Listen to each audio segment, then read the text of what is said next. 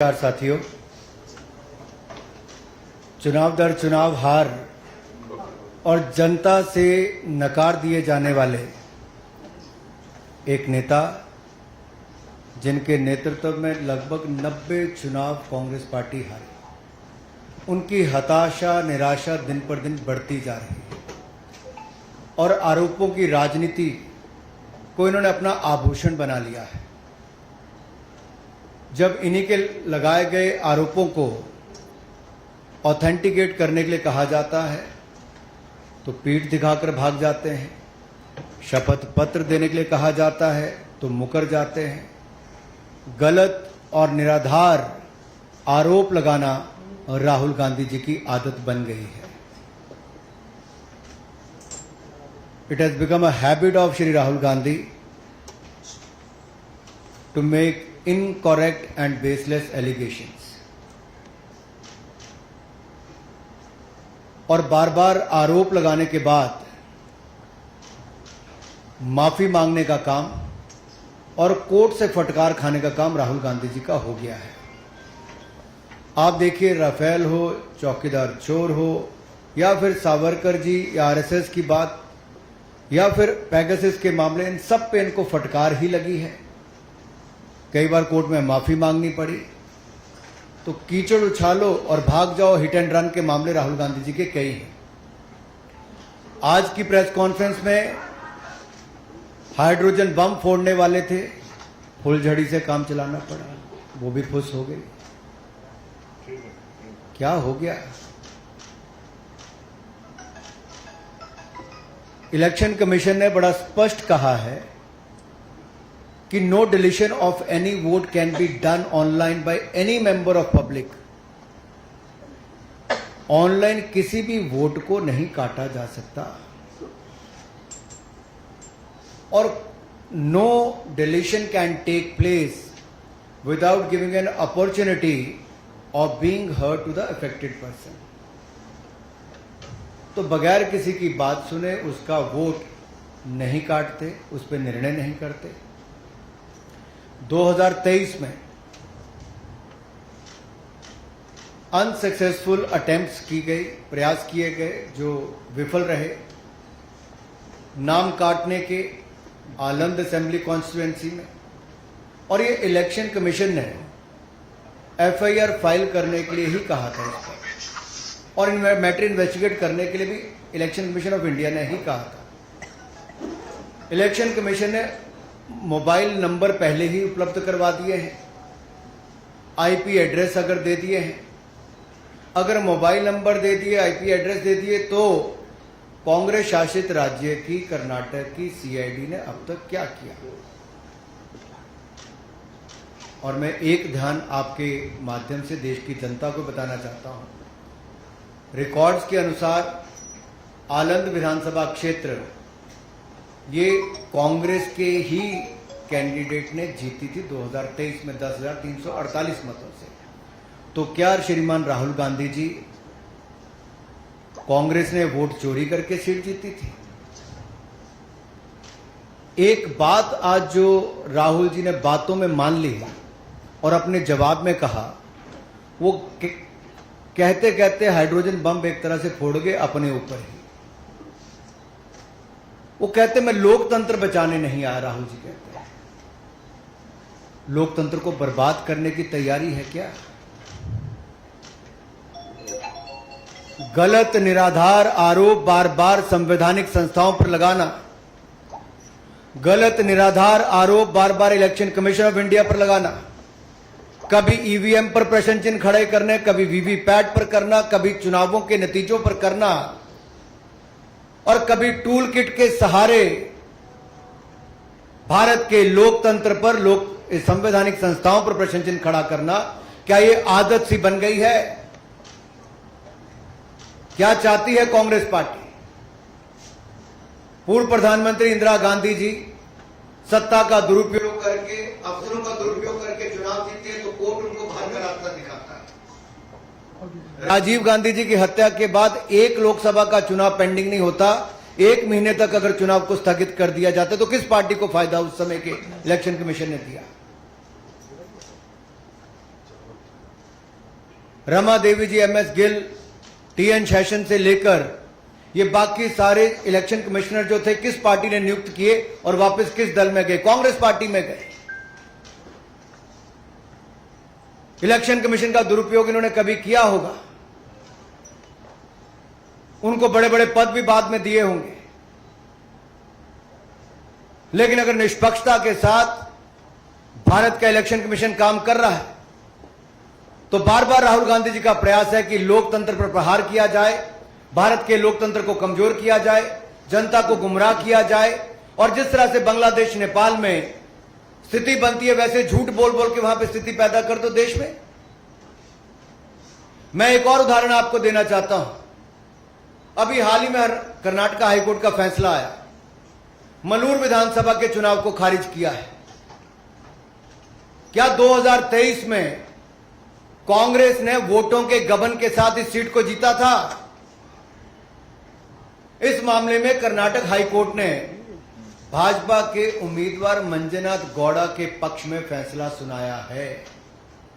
Court ने कहा, मलूर विधानसभा में मतगणना के दौरान गंभीर अनियमितताएं हुई। क्या फेराफेरी के साथ कांग्रेस ने सीट जीती थी? राहुल जी, जवाब देना पड़ेगा आपको और कांग्रेस पार्टी को। और आपके इलेक्शन कमिश्नर के समय अगर मैं कहूं, सोनिया जी का नाम जब आया कि नवीन चावला जी की नियुक्ति उन्होंने कर दी, और उस समय के चीफ इलेक्शन कमिश्नर ने आरोप लगाकर कहा था, प्रेसिडेंट को लिख के कहा था कि क्लासिफाइड और सेंसिटिव इंफॉर्मेशन नवीन चावला लीक करते हैं।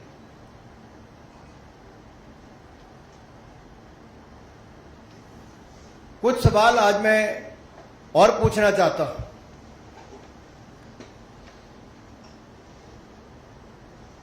कि जब जब राहुल गांधी जी आरोप लगाया और उसके कोर्ट गए तो बार बार इनको मुंह की खानी पड़ी। आप सारे उदाहरण उठाकर देख लीजिए, कभी माफी मांगनी पड़ी तो कभी कोर्ट की लताड़ खानी पड़ी। तो क्या इसी डर से राहुल गांधी जी शपथ पत्र नहीं दे रहे हैं? आज मीडिया द्वारा बार बार पूछे जाने के बाद भी शपथ पत्र क्यों नहीं दे रहे? ये आए तो धमाका करने थे, लेकिन ड्रामा करके चले गए। धमाका इनके बस की बात नहीं, ड्रामा करने इनके बस की बात है।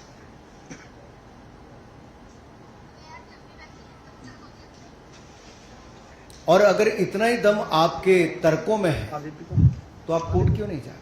इलेक्शन कमीशन तो आपको बार बार कहा सबूत दो, हल्फनामा दो, ना आप सबूत दे पाते हो और गलत आरोप लगाते हो। क्या संवैधानिक संस्थाओं को कमजोर करना एक भारतीय लोकतंत्र के प्रति एक बड़ा षड्यंत्र कांग्रेस पार्टी का और LOB leader opposing Bharat Rahul Gandhi ji का है? क्या ये केवल घुसपैठिए वोट को बचाने के लिए है?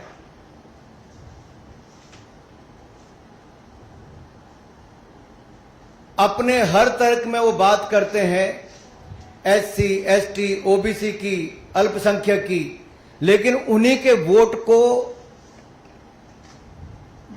के वोट की ताकत को कम करने का प्रयास राहुल गांधी जी और कांग्रेस पार्टी कर रहे हैं। क्या घुसपैठियों के वोट को बचाने के लिए infiltrator first politics is the sole agenda of mister Rahul Gandhi and Congress party? Is Congress trying to protect infiltrators and their voting rights? Rights तो है नहीं, लेकिन अधिकार दिलाना चाहते हैं। राहुल जी के बयानों ने बार बार बताया है कि वो घुसपैठियों के साथ है और देश के SC, ST, OBC अल्पसंख्यकों के वोट को कम करना चाहते हैं।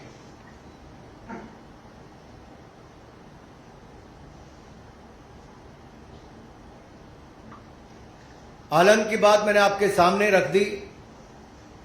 जो आरोप इन्होंने लगाया उस पर पूछना ही पड़ेगा, क्या वो 6000 वोट डिलीट हुए थे कि नहीं हुए थे? और BR पाटिल क्या कांग्रेस पार्टी के विधायक हैं जो जीते हैं? तो क्या कांग्रेस ने वोट चोरी करके चुनाव जीता है? राहुल जी अराजकता फैलाना बंद करें, लोकतंत्र के खिलाफ षड्यंत्र बंद करें। Your sole politics has become to create chaos, then play victim card, and you are always trying to delegitimize democracy.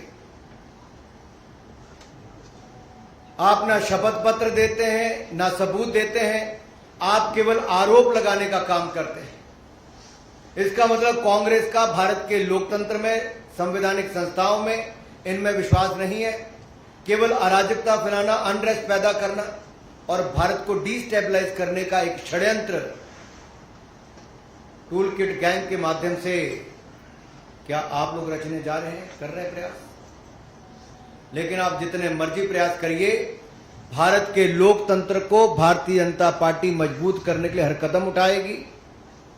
और घुसपैठियों को, जिनको आप वोट दिलाना चाहते हो, उन घुसपैठियों को बेनकाब करने का काम भी हम करेंगे।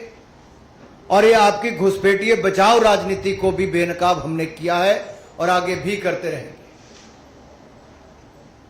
धन्यवाद। धन्यवाद अनुराग जी। अब एक एक करके आप सवाल पूछ सकते हैं। नीरज जी आप पूछिए। अनुराग जी, मेरा सवाल है, क्या आपको लगता है कि बिहार चुनाव की नजदीक और बिहार चुनाव में SIR का प्रयोग किया गया, तो वहाँ वोटों के ध्रुवीकरण के लिए राहुल गांधी इस तरह की प्रेस कॉन्फ्रेंस कर रहे हैं? देखिए, ध्रुवीकरण कांग्रेस का प्रयास लगातार शुरू से रहा है और ये तुष्टीकरण की राजनीति आज कांग्रेस को इस स्थान पे ले आई कि 2014, 2019, 2024 में भी हारे। मुश्किल से नेता प्रतिपक्ष इनके बन पाते हैं, लेकिन जब पद मिला तब LOP ने उसको LOB, लीडर अपोजिंग भारत का पद बना दिया। क्या कांग्रेस और विपक्षी दलों के पास तुष्टीकरण के अलावा कोई और राजनीति नहीं रही? क्या घुसपैठियों को बचाने के अलावा इनके पास कोई मुद्दा बिहार में नहीं रहा? क्या बिहार के विकास को देखकर कांग्रेस की आंखें इतनी बंद हो गई कि आज वो केवल घुसपैठियों के सहारे बिहार के चुनाव में जाना चाहते हैं? क्या कोई और सहारा इनके पास बचा नहीं है? और आज देख लीजिए, जैसे पहले राहुल जी ने माफिया मांगी है, बिहार के चुनाव के बाद भी माफी मांगने वाले हैं। जी ऐश्वर्या जी।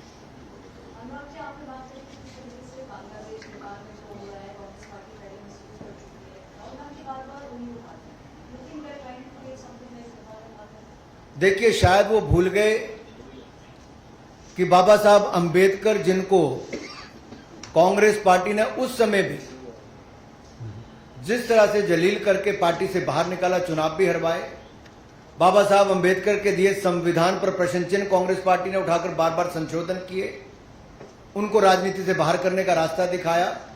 शायद राहुल जी भूल गए, भारत की ताकत वो भारत का लोकतंत्र है जो इसको और मजबूत करता है। भारत के युवा हैं जो जागरूक करते हैं। भारत के युवाओं ने अगर भारत को 3rd लार्जेस्ट स्टार्टअप इकोसिस्टम बनाया है, नरेंद्र मोदी जी के नेतृत्व में अगर भारत दुनिया की 4थी बड़ी अर्थव्यवस्था बना है, और भारत के बढ़ते कदमों को देखकर ब्राइट स्पॉट और इकोनॉमी जो सबसे तेजी से बढ़ रही, दुनिया आज भारत की और एक उम्मीद की तरह देख रही है, तो उनको लगता है कैसे ना कैसे लोकतंत्र को ही कमजोर कर दिया जाए, संवैधानिक संस्थाओं को कमजोर किया जाए। और जो ये सवाल और खुश होते हैं जब किसी देश ने हमारे ऊपर टैरिफ लगाने की बात कही तो कांग्रेस खुश हो रही थी, लेकिन शायद वो भूल गए कि भारत की अपनी एक बड़ी ताकत है। भारत झुकता नहीं, भारत अपनी ताकत के साथ खड़ा रहता है। तो आप चाहे भारत को गिराने का प्रयास करें, लोकतंत्र को शर्मसार करने का प्रयास करें, लोकतंत्र पर प्रहार करें, भारत का लोकतंत्र कमजोर नहीं होगा, चाहे कांग्रेस जितना मर्जी प्रयास कर ले, चाहे घुसपैठियों के दम पे ही क्यों ना कर ले। कांग्रेस ये सवाल उठा रही कि वो वोट चोरी का जो आरोप लगा है उसको लेकर चुनाव आयोग की कार्यप्रणाली उसके निशाने पर, लेकिन चुनाव आयोग पर सवाल होता है बीजेपी उसके बचाव में आ जाती है, बीजेपी के निशाने पर होगा? बिल्कुल भी नहीं। हमने बड़ा स्पष्ट करके कहा कि अगर जनता द्वारा बार बार नकारे जाने पर 90 बार जिनके नेतृत्व में कांग्रेस पार्टी चुनाव हार गई, वो आज भी ये मानने के लिए तैयार नहीं कि जनता ने उनको चुनाव हरवाया है, और उल्टा वो लोकतंत्र और संवैधानिक संस्थाओं पर प्रश्न चिन्ह खड़ा करते हैं, तो तो इसमें बहुत बड़ी दिक्कत है। उनसे मैं यही कहूंगा राहुल जी के लिए, उम्र भर राहुल जी भूल करते रहे, उम्र भर राहुल जी भूल करते रहे। दोष खुद में था, आयोग पर आरोप पर करते रहे, लगाते रहे। जी आप अनुराग जी, मेरा सवाल एक है सेकंड। अनुराग जी, एक तरफ तो राहुल गांधी मतदाता सूचियों की और सारी की सारी जितनी भी चीजें हैं उसकी विसंगतियां उजागर कर रहे हैं, दूसरी तरफ एसआईआर का विरोध कर रहे हैं। आपको नहीं लगता अगर इतनी विसंगतियां हैं तो एसआईआर की जरूरी है? ये तो आपने स्वयं उत्तर ही दे दिया इसमें। तो क्या राहुल जी जब 2 बार चुनाव जीते, 2 जगह से जीते ना, पिछली बार, उससे पिछली बार 1 सीट से हार गए थे, 1 से जीते थे, इस बार 2 सीट से जीत गए। तो जब जीतते हैं तब उनको कुछ नजर नहीं आता है, तब वो ईवीएम भूल जाते हैं, वीवीपैट भूल जाते हैं, वोट चोरी के आरोप भूल जाते हैं, तब जीत उनकी है। अगर हार जाए तो इलेक्शन कमीशन दोषी है। हाँ, और एसआईआर से किसका भला होगा? जो जेन्युइन वोटर है, चाहे वो किसी भी जात, किसी भी धर्म, किसी भी क्षेत्र से आता होगा, जिसका वोट का अधिकार है, उसको वोट मिलता है। तो यहां गरीब और अमीर, किसी भी जाति, किसी भी धर्म के व्यक्ति का एक समान अधिकार है। लेकिन अगर आप देश से बाहर से जो घुसपैठ करके आए हैं, अगर राहुल गांधी जी विपक्ष के साथ मिलकर उनका वोट बनाते हैं, तो भारतीय वोटर के वोट का नुकसान करने का प्रयास करते हैं। तो देश को यह देखना है राहुल गांधी जी घुसपैठियों के साथ क्यों खड़े हैं। राहुल गांधी जी देश को जवाब दें, घुसपैठियों के साथ इनका क्या नाता है। राहुल गांधी जी देश को जवाब दें कि भारतीय लोकतंत्र के ऊपर बार बार प्रहार क्यों करते हैं। राहुल गांधी देश को जवाब दें कि इलेक्शन कमीशन को बार बार बदनाम करने का काम क्यों करते हैं। जी राहुल गांधी ने कई मंच पे और कई वीडियोज में ये कहा है कि अगर मैं वोट चोरी का आरोप भारतीय जनता पार्टी के ऊपर लगाता हूँ, प्रधानमंत्री के ऊपर लगा रहा हूँ और खुद चुनाव आयोग के ऊपर लगाता हूँ, जो कि उनके वेबसाइट से लिया गया डाटा है, तो ये मेरे ऊपर कार्रवाई क्यों नहीं करते, मेरे ऊपर एफआईआर क्यों नहीं करते, क्यों ये प्रेस कॉन्फ्रेंस करते हैं, मेरे पर एक्शन में? देखिए, राहुल जी ने आज स्वयं माना है कि वो भारतीय लोकतंत्र को बचाने नहीं आए। तो मंशा उन्होंने साफ कर दिया कि उनका भारत में कोई इंटरेस्ट नहीं है। भारत के लोकतंत्र में राहुल गांधी जी का कोई इंटरेस्ट नहीं है। भारत के लोकतंत्र जो बहुत मजबूत है, क्या उसको कमजोर करने में उनका इंटरेस्ट है? हालांकि राहुल गांधी ने अपनी प्रेस कॉन्फ्रेंस में एक व्यक्ति का जो मोबाइल नंबर दिखाया था। अभी जब जो है हम लोगों ने उनसे उस व्यक्ति से बात की, उसका कहना है कि वो साइबर कैफे चलाता है, मुंबई में चलाता है, उसके साइबर कैफे से किसी भी तरीके का वोटर का रजिस्ट्रेशन नहीं हुआ है और उसका मोबाइल नंबर साझी करके अब उसकी परेशानी बढ़ा दी है। वो चुनाव आयोग में शिकायत करने की बात कर रहा है, चुनाव आयोग और पुलिस पर। देखिए, डेटा जो है, पर्सनल डेटा, उसको पब्लिक करने पर कितनी दिक्कतें खड़ी हो सकती हैं, आप कल्पना कर सकते हैं। और सोचिए, अगर ये लोग सत्ता में होते तो देश के लोगों का डेटा न जाने किस किस के हाथ में होता। और केवल अपनी झूठी राजनीति को करने के लिए राहुल गांधी जी किसी के लिए भी संकट पैदा कर सकते हैं, किसी पर भी कीचड़ उछाल सकते हैं, किसी पर भी आरोप लगा सकते हैं, चाहे उसके बाद कुछ भी हो, अंत में माफी तो राहुल जी को ही मांगनी है। प्रज्ञा जी।